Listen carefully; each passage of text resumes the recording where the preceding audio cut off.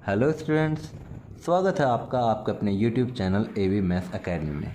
आज हम स्टार्ट करने जा रहे हैं क्लास 8 का chapter number 9 algebraic expression and identities.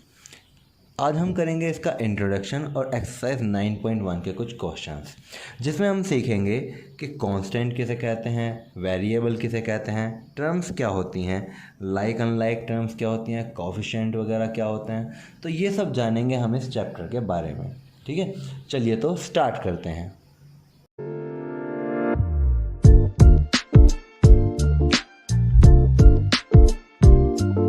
First of all हम जानते हैं कि अलजेब्रिक एक्सप्रेशन जो होता है वो होता क्या है।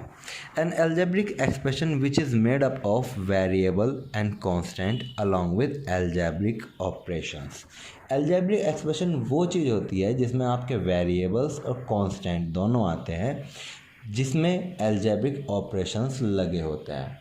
ठीक है, अब आप कहोगे सर जी कुछ समझ में नहीं आया। चलिए तो एक एग्जांपल समझते हैं। हमने लिखा है एक algebraic expression 2x² plus 3x minus 5। अब जैसे कि आप यहाँ पर देख पा रहे हैं कि ये एक अलजेब्रिक एक्सप्रेशन है। ठीक है ना, कैसा है ये अलजेब्रिक एक्सप्रेशन? यहाँ पर आपकी x वेरिएबल यूज़ हुआ है, कांस्टेंट जो है वे कौन कौन है, 2 है, 3 है, माइनस 5 है। ठीक, हालांकि यहाँ पे जो 2 है ये कोफिशिएंट है, लेकिन अभी तक तो हमने कोफिशिएंट के बारे में पढ़ा ही नहीं। तो हमें पता चला कि अगर कॉम्बिनेशन हो वेरिएबल्स का और कांस्टेंट का with algebraic operations. Algebraic operations क्या होते हैं? प्लस माइनस वगैरह ये जो होते हैं ये आपके होते हैं अलजेब्रिक ऑपरेशंस। ठीक है, तो उसको हम क्या कहेंगे? Algebraic expression. अब सबसे पहले हमने यहाँ पे दो चीज़ सीखी कि वेरिएबल और कांस्टेंट नाम का पता चला। तो किसे कहते हैं वेरिएबल, किसे कहते हैं कांस्टेंट? चलिए जानते हैं। कांस्टेंट के बारे में हमें कहा गया है एक quantity having a fix numerical value. एक क्वांटिटी जिसकी न्यूमेरिकल वैल्यू जो हो वो बिल्कुल फिक्स हो, उसको हम क्या कहेंगे? कांस्टेंट। एग्जाम्पल के तौर पे हमने उठा लिया 2 क्या है? एक न्यूमेरिकल वैल्यू है, इसकी पोजीशन फिक्स है, मतलब इसकी वैल्यू फिक्स है ना। मैंने ले लिया 3/4। 3/4 एक फिक्स न्यूमेरिकल वैल्यू है जिसकी वैल्यू बिल्कुल फिक्स है ना। तो इनको हम क्या कहते हैं? कांस्टेंट। ठीक, अब आते हैं वेरिएबल पे। एक quantity that can take different numerical values. आपने बहुत बार लैंग्वेज के क्वेश्चन में करा होगा कि let the something is x। तो ये x जो है ये आपकी एक ऐसी वैल्यू है जिसकी न्यूमेरिकल वैल्यू कुछ भी आ सकती है। जब क्वेश्चन सोल्व होगा तब जाकर पता चलेगा कि भाई x कितना आया है कि नहीं। तो यानी कि x हुआ, y हुआ, z हुआ, ABCD, मतलब कुछ भी इंग्लिश अल्फ़ाबेट आप अगर ले लो तो वो क्या होते हैं? आपके वेरिएबल्स। ठीक, ज़रूरी नहीं कि सिंगल सिंगल हो, जाए कि A भी ले लिया आपने, AB भी आपका क्या है? एक वेरिएबल है ना। अब जब हमने कांस्टेंट सीख लिया और वेरिएबल सीख लिया तो अब आते हैं हम टर्म्स पे कि टर्म्स किसे कहते हैं। ठीक, ए नंबर, ए वेरिएबल और combination of both is called term. एक नंबर को आप टर्म कह सकते हो, एक वेरिएबल को आप टर्म कह सकते हो, और कॉम्बिनेशन ऑफ बोथ को भी आप टर्म कह सकते हो। ठीक, एग्जाम्पल समझते हैं हम। मान लीजिए हमारे पास लिखा हुआ है 5 अपने आप में एक टर्म है। ठीक है, मैंने लिख लिया x², तो ये अपने आप में एक टर्म है। या फिर मैं कॉम्बिनेशन ले लूँ दोनों का, जैसे मैंने ले लिया 13x², ये भी अपने आप में क्या है? एक टर्म। ठीक है, हमें कैसे पता चले कि भाई किसी अलजेब्रिक एक्सप्रेशन में कितनी टर्म है? तो जो प्लस और माइनस होता है यही आपको डिफ्रेंशिएट करता है कि आपके किसी भी अलजेब्रिक एक्सप्रेशन में कितनी टर्म है। एग्जांपल के तौर पे मैंने लिख लिया 15x³ minus 3x² plus 8x minus 4। अब यहाँ पर यहाँ माइनस है, यहाँ प्लस है, यहाँ माइनस है, तो ये आपकी फर्स्ट टर्म, ये आपकी सेकंड, ये आपकी थर्ड और ये आपकी फोर्थ। यानी कि जो प्लस माइनस हैं वो अलग अलग करते हैं आपकी टर्म्स को। तो इसमें आपकी कितनी टोटल टर्म्स हैं? 4। ठीक, अब हम समझते हैं लाइक टर्म्स के बारे में और अनलाइक टर्म्स के बारे में। लाइक टर्म्स बेटा वो होती हैं जिनके वेरिएबल सेम होते हैं और उनकी पावर भी सेम होती हैं। ठीक है ना। एग्जाम्पल के तौर पे आपने लिखा 5x और दूसरी एक टर्म ले ली 17x। अब आप देख पा रहे हैं कि सेम वेरिएबल है दोनों के पास। यस, क्या पावर भी सेम है? बिल्कुल सेम है। तो यानी कि इनको हम क्या कहेंगे? Like terms. लेकिन अगर आपके पास लिखा हुआ है 5x स्क्वायर और 17x की पावर 5, क्या अब ये लाइक टर्म्स हैं? नहीं। बेशक आपका x वेरिएबल यहाँ यूज़ हो रहा है, x वेरिएबल यहाँ यूज़ हो रहा है, बट ये लाइक टर्म्स नहीं है। ठीक है ना। अब ऐसे ही आते हैं हम अनलाइक टर्म्स के बारे में। अनलाइक टर्म्स कौन सी होती हैं? ठीक, जैसे कि हमने ले लिया एक एग्जांपल जिनके अंदर सेम वेरिएबल नहीं होते, वे आपके अनलाइक टर्म्स होती हैं। एग्जांपल के तौर पे आपने ले लिया 7x और आपने दूसरा ले लिया 5y। आप देख पा रहे हैं कि दोनों में ही अलग अलग वेरिएबल यूज़ हो रहे हैं, तो यानी कि ये आपके लाइक टर्म्स नहीं है, है ना, ये अनलाइक टर्म्स हैं।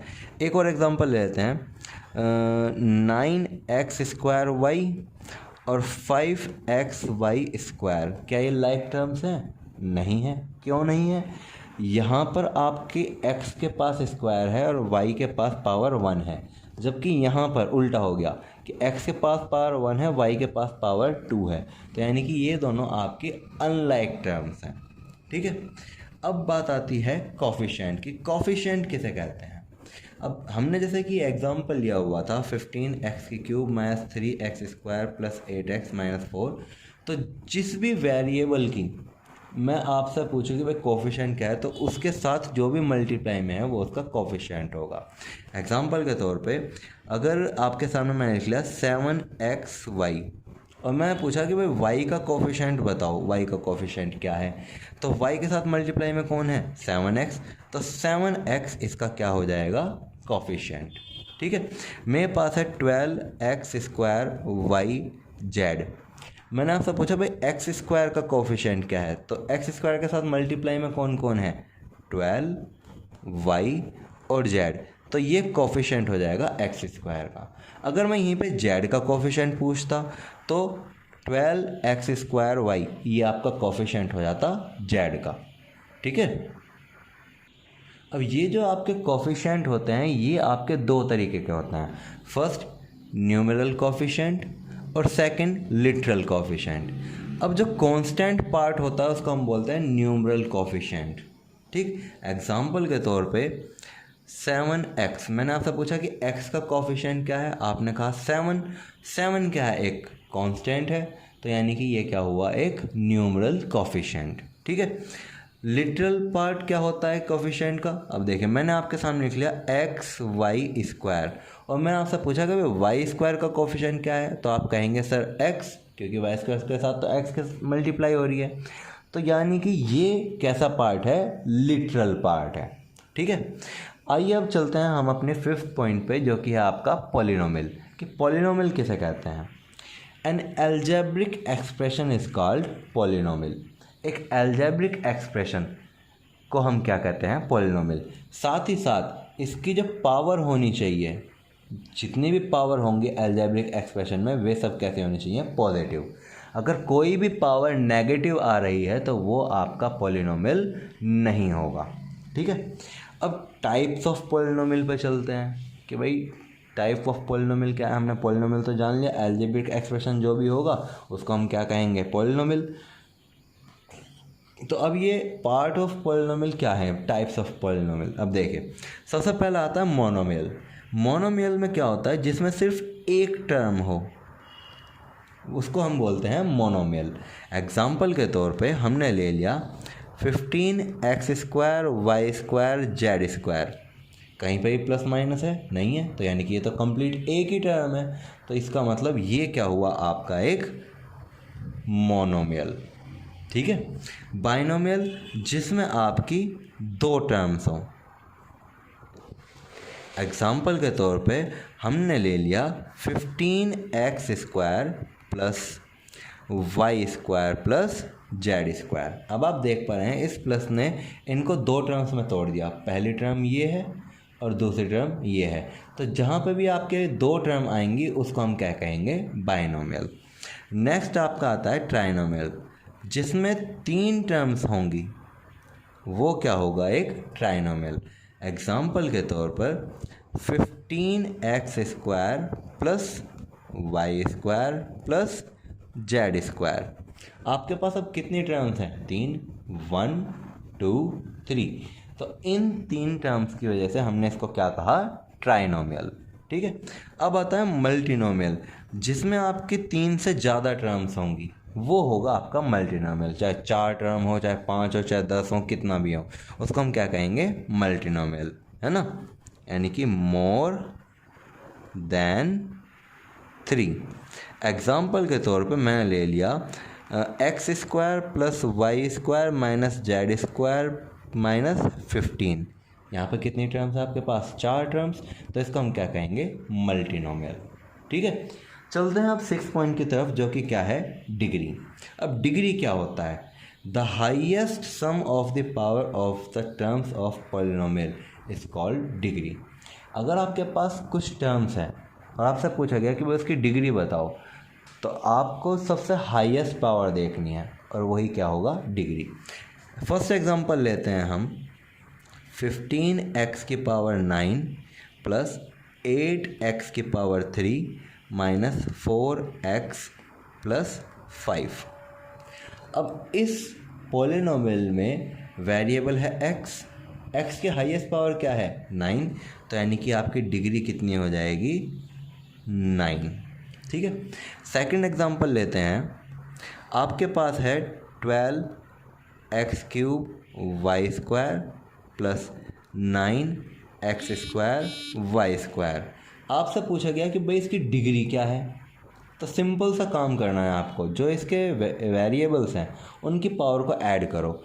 3 + 2 5, यहाँ पे कितनी है, 2 + 2 4। तो 5 बड़ा या 4 बड़ा, 5। तो इसकी डिग्री कितनी हो जाएगी आपकी, 5। ठीक है। अब हम जानते हैं एडिशन के बारे में। हमने टर्म्स पढ़ चुके हैं, पॉलिनोमियल पढ़ चुके हैं, तो अब उनको ऐड किस तरीके से करते हैं हम उस चीज़ को सीखते हैं। हमको यहाँ पे दिया गया है x + y, 2x - 2y और -7x + 8y। इनको कहा गया है ऐड करने के लिए। अब हमारे पास फर्स्ट मेथड है हॉरिजॉन्टल मेथड। अब हॉरिजॉन्टल मेथड में आप क्या करते हैं, ये जितने भी टर्म्स हैं इनको ऐड करते हैं हॉरिजॉन्टली। जैसे कि x + y में आपने क्या ऐड करा, 2x - 2y, और इसमें भी आपने क्या ऐड करा, -7x + 8y। आपने ये सभी चीज़ हॉरिजॉन्टली लिखी है, तो इस मेथड को कहते हैं हम हॉरिजॉन्टल मेथड। ठीक है। अब आप देख पा रहे हैं कि आपके पास काफ़ी सारी टर्म्स थी। अब इनमें से ऐड कौन कौन सी होगी, आपका जो एडिशन होता है वो हमेशा होता है लाइक टर्म्स के बीच में। अब आप सभी यहाँ पे देखें कि लाइक टर्म्स कौन कौन सी हैं, x 2x और -7x। ठीक है। अब जिसके आगे कुछ नहीं होता हम क्या मान के चलते हैं, 1 है कि नहीं। तो हमें देखना होगा 1x 2x और -7x का सम कितना आएगा। तो जैसे कि आप देख पा रहे हैं 1 + 2 3 और -7 में जब 3 ऐड होंगे तो आपको मिलेगा -4x। ठीक है। अब हमें देखना है नेक्स्ट लाइक टर्म्स को। यहाँ पर y है 1y, यहाँ पर -2y है और यहाँ पर है 8y। प्लस प्लस वाले ये दोनों हैं, तो 1 + 8 9। 9 में से हमने सब्ट्रैक्ट करे 2, तो 9 में से 2 जाने पर बचते हैं +7। तो यानी कि +7y बचे, और ये आपका क्या आया आंसर एडिशन का। ठीक है।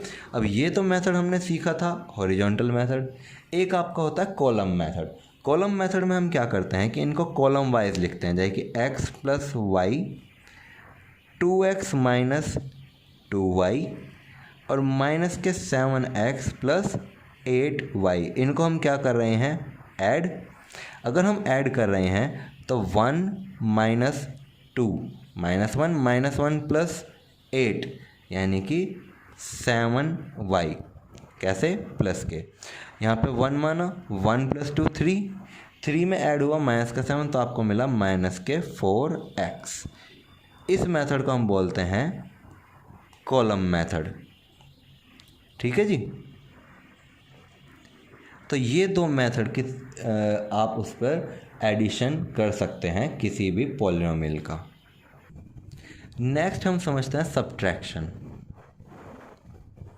सब्ट्रैक्शन में देखो बच्चों क्या होता है, वो क्वेश्चन आपको कुछ इस तरीके से देगा कि subtract 2x minus 3y from 9x plus 12y। अगर आपको इस तरीके से क्वेश्चन मिल रहा है तो आपको करना किस तरीके से है, आपको इस पॉलिनोमियल को सब्ट्रैक्ट करना है इस वाले पॉलिनोमियल में से। तो यानी कि इस वाले पॉलिनोमियल में से सब्ट्रैक्ट करना है तो आप इसको लिखेंगे आगे 9x प्लस 12y। इसमें से आप सब्ट्रैक्ट कर रहे हैं, किसको सब्ट्रैक्ट कर रहे हैं, इस वाले पॉलिनोमियल को। तो यानी कि 2x माइनस 3y को आप सब्ट्रैक्ट कर रहे हैं, इसको हमने ब्रैकेट में लिख लिया। तो जब आप ब्रैकेट को ओपन करेंगे तो इस माइनस की वजह से इनके साइन हो जाएंगे चेंज, यानी कि अब 2x आपका माइनस का है और 3 जो है वो आपका प्लस का है, यानी कि 3y आपके प्लस के हो गए। अब हम देख पा रहे हैं कि लाइक टर्म कौन कौन सी है, 9x और माइनस का 2x। तो 9 में से 2 जाने पे कितने बचते हैं, 7, यानी कि 7x, और प्लस के 12y में से ऐड होने पर 3y कितने बचेंगे, 15y। तो ये आपका आंसर होगा सब्ट्रैक्शन में। यहाँ पर मेन बात समझने वाली ये है कि आपके सामने यहाँ पे फ्रॉम लगा होगा तो आपको ये जो लास्ट पॉलिनोमियल है इसको आगे लिखना पड़ेगा और इसमें सब्ट्रैक्ट करना होगा ये फर्स्ट पॉलिनोमियल। तो इस तरीके से हम करते हैं सब्ट्रैक्शन। चलिए तो चलते हैं हम एक्सरसाइज 9.1 के क्वेश्चन नंबर फर्स्ट की तरफ। क्वेश्चन नंबर फर्स्ट के फर्स्ट पार्ट में आपसे कहा गया है कि ऐड करिए माइनस के 19x एंड 2x को। तो यानी कि आपने क्या करा, हॉरिजॉन्टल मेथड अप्लाई करा, तो माइनस के 19x प्लस 2x। अब कितना आएगा ये, माइनस के 19 और प्लस के 2 कितने होते हैं, माइनस के 17x। तो ये होगा आपका आंसर। ठीक है, सेकंड पार्ट पे चलते हैं। 2x प्लस वाई को ऐड करना है माइनस के 11x माइनस 9y के साथ। तो यानी कि आपने लिखा 2x plus Y plus minus का 11x और माइनस के 9y। ठीक है, अब आपने देखा लाइक टर्म कौन कौन सी हैं, 2x और माइनस के 11x। तो 2 में से सब्ट्रैक्ट हुए 11 तो कितने बचे, माइनस के 9x। और दूसरी लाइक टर्म कौन सी है, y और माइनस के 9y, जिसके आगे कुछ नहीं होता हम क्या मानते हैं, 1 में सब्ट्रैक्ट हुए 9 कितना बचा, माइनस के 8y। और ये आपका आंसर होगा फॉर पार्ट नंबर सेकंड। ठीक, चलते हैं पार्ट नंबर थर्ड की तरफ। पार्ट नंबर थर्ड में आपसे पूछा गया है कि a² b² minus 4ab plus c, इसको ऐड करना है आपको 7a² b² माइनस 7c के साथ। तो आपने लिखा a² b² minus 4ab plus c plus 7a² b² minus 7c। अब आप ऐड करने के लिए लाइक टर्म ढूंढेंगे। लाइक टर्म क्या है, a² b² और 7a² b²। तो 1 प्लस 7 कितने होते हैं, 8, a² b² है आपके पास। क्या हमारे पास कहीं पे भी ए बी वाली टर्म है, नहीं, तो हम ए बी वाली टर्म को एज इट इज़ ही लिख लेंगे। यहाँ पर c है और यहाँ पर माइनस के 7c हैं। जब हम इनको ऐडअप करेंगे तो आपको मिलेगा माइनस के 6c, और ये आपका आंसर है वो फॉर पार्ट नंबर थर्ड। ठीक है, चलते हैं पार्ट नंबर फोर्थ की तरफ। फोर्थ में आपसे कहा गया है कि 8a plus 6b minus c, 4a plus b plus 7c और माइनस के 2a प्लस 5b माइनस के 9c को ऐड करिए। चलिए तो ऐड करते हैं इन्हें। 8a plus 6b minus c में ऐड हुआ क्या, 4a plus b plus 7c plus minus का 2a प्लस 5b माइनस का 9c। अब हमने देखा लाइक टर्म कौन कौन सी हैं, 8a, 4a और माइनस का 2a। 8 प्लस 4 12, 12 में सब्ट्रैक्ट हुए 2 कितना बचा, 10, यानी कि आपके पास बचा 10a। अब 6b है, 1b है, 5b है। 6 + 1 7, 7 + 5 12, यानी कि आपके पास b कितने हैं 12। अब नेक्स्ट लाइक टर्म्स पे जाते हैं। माइनस का 1c है, प्लस का 7c है और माइनस के 9c है। तो -1 और प्लस के 7 आपके 6 बचे और 6 में से माइनस हुए 9, तो आपके पास बचा माइनस का 3c और ये आपका आंसर होगा फॉर पार्ट नंबर 4। चलते हैं पार्ट नंबर 5 की तरफ। पार्ट नंबर 5 में उसने आपसे क्या कहा है, 2x - 4yz, 2xy - 4yz, 5xy + 9zx, 3xy + 7yz + 11zx और xy + yz + zx को ऐड करके बताइए कि कितना आएगा। चलिए तो ऐड करते हैं। आपने इसको लिखा 2xy - 4yz + 5xy + 9zx + 3xy + 7yz + 11zx + xy + yz + zx। ठीक है, अब आप देख पा रहे हैं 2xy, 5xy, 3xy और एक xy ये रही, यानी कि एक जगह xy ये रहा, एक जगह xy ये रहा, एक जगह xy ये रहा और एक जगह xy ये रहा। सभी लाइक टर्म्स हैं, कहीं और xy है नहीं है। तो 2 + 5 7, 7 + 3 10, 10 + 1 11, यानी कि आपने इसको क्या लिखा 11xy। ठीक है, अब हम yz वाली टर्म ढूंढते हैं। माइनस के 4yz ये रे, और कहीं पे yz है, एक ये रहा yz। ठीक है, यानी कि प्लस के 7yz ये रे, और कहीं पे yz है, ये रहा yz, है ना। तो माइनस के 4 प्लस के 7 आपको बचाते हैं 3 और 3 + 1 कितने होते हैं 5, यानी कि आपके पास बचे 5yz। अब नंबर आता है zx का। zx एक तो ये रहा, एक zx आपका ये रहा और एक zx आपका ये रहा।